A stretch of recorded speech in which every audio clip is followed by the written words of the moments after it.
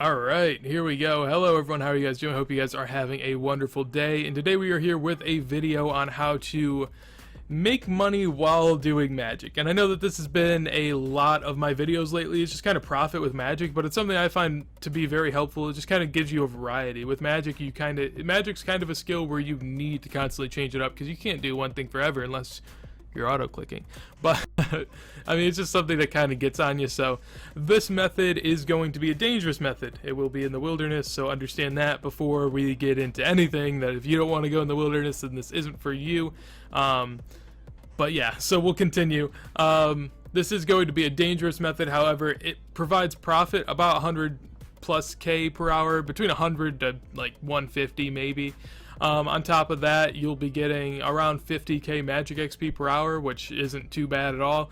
It's relatively the same as just sitting there and clicking ALKs, except, you know, you actually make a little bit of money and you're actually a little more focused on the game, and it gives you something other to do other than just click. So, alright, so before we get into it, make sure to leave a like if you found this video helpful at any point. Also, if you're new, make sure to hit that sub button, and yeah, if you guys have any ways that I can improve during this guide, make sure to comment about it down below and I'll see what I can do. But nonetheless, with that being said, let's get right on into it. Alright, so what we will be doing today is venturing into the wilderness to do telekinetic grab and high alking. This is going to be a way of profitable Mage XP, as you guys heard in the intro.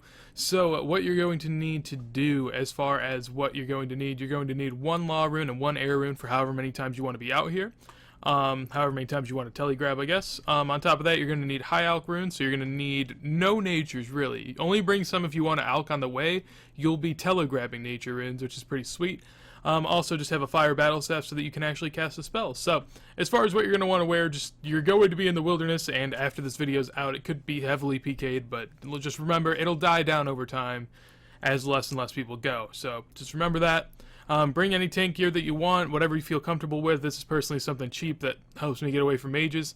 So that's what I do. You will need a fire staff though, and I'd also highly recommend something that allows you to teleport out of level 30 wilderness, such as a glory. So from there we go on over to the inventory. Do not mind the odium shards. Since I'm running out there, I'm just going to go ahead and make some odium wards while I'm at it. On top of that, what you're going to want to bring, there are two different ways of going about, well, I guess three different ways of going about getting out here. Whatever one you feel more comfortable with. I will be using the Edgeville lever, so I'm going to go over to the map and show you guys the three ways you can get there. So one is the Corp Cave. The Corp Cave, I think you come out around, what, right here it seems like? I think this is about where you come out at, and you will have to run to the northeast all the way to where you see my grave up here. So you're going to want to run right up there. That grave will be in the blooper reel, so just be ready. Alright, if you have Desert Treasure done, you're going to want to buy a Anakarl teleport from the Grand Exchange. They're like 2 to 3k. You'll teleport directly to here, and then just run down here. It's going to be pretty easy, and that is definitely the best way of going about doing this. If you have that teleport, it's so helpful because you can bring like less stuff in your inventory and less overall risk, and just teleport to the bank more and grab more stuff rather than having to run all the way down, run all the way back, because the running takes up a lot of time if you want to do it more often.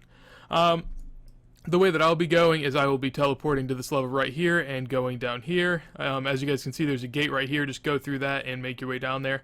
I will not be recording it because it's pretty self-explanatory on how to get there, and I need to make a detour over here to make some odium wards. So I will meet you back there in a second. One thing I would recommend doing though, if you have clients that allow you to zoom out, is when you're running there, you do not want to die. Just zoom as far out as you can go, as far as you can see. Realistically, that's a little overboard, but just zoom as far out as you can, and you'll be good to go. So I don't know if I mentioned this a second ago, but I did say that you were going to high alk. I did say that, so we covered it. But one of the things is you will be in the wilderness, so you're going to worry more on how much you would lose if you die than how much you're losing per high alk. So realistically, like, this is free alking. Oh god, screw off. This is free alking, so you're not really all that worried about the margin on the alk. Just find something that has a good combination of margin to how much you're actually risking. Steel plate bodies is personally what I went with. This is only 100k risk in steel plate bodies, and they have a relatively low margin, so that's what I went for. So you will be losing whatever this is if you do happen to die, so just be wary of that. Bring a stamina potion just because it helps for running, and on top of that, prayer potion isn't too bad if you want to fend off PKers. Obviously, if you don't have an inventory filled with odium shards as I do, more food, Ceradomin brews, and sharks are the best way to go about it.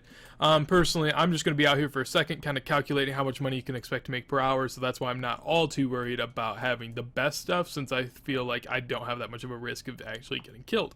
So, with that being said, let's get back into it. Alright, so, now that you've made it down here, that got me, oh my fucking god, bro. What? Like, what? I've just been logged in for like 2 seconds, man. Oh my god. Alright, so as you guys just saw, log out if you see a dot, but what you're going to want to be doing today is, basically, there are nature runes right here. You will be telegrabbing these, and you'll also be alching at the same time, just to get the best sort of mage XP. If you want to just come up here and telegrab those, you could do that as a form of profit. It's not too bad, and maybe I'll make a separate guide on that eventually, but realistically, this kind of covers it. So, each time that you hop into a world, basically what I do is I go ahead and alch one sealed plate body, telegrab the runes, and then I wait. You're going to have to wait a decent amount and then alch again. So while that's alching, you hop worlds and do it again. So as you guys saw with that, you'll basically be getting 130 XP each time you hop into a world from actually alching twice, and then you'll get another 43 for telegrabbing, which means in total each time you hop worlds, you'll gain 173 Mage XP.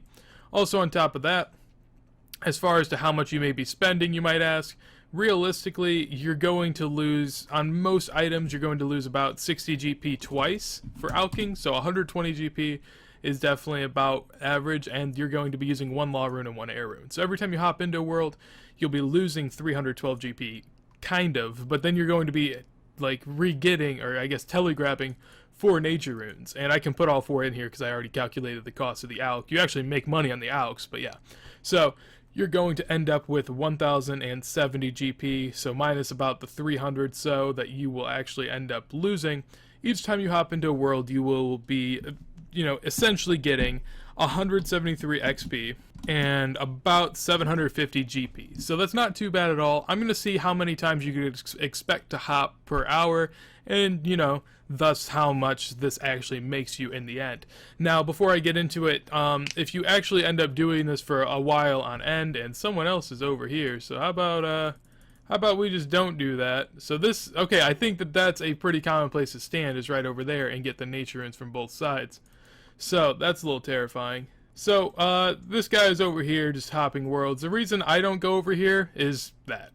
Callisto. That's why you don't go over there. I think he was looking for Callisto killers, but here I am just doing my thing.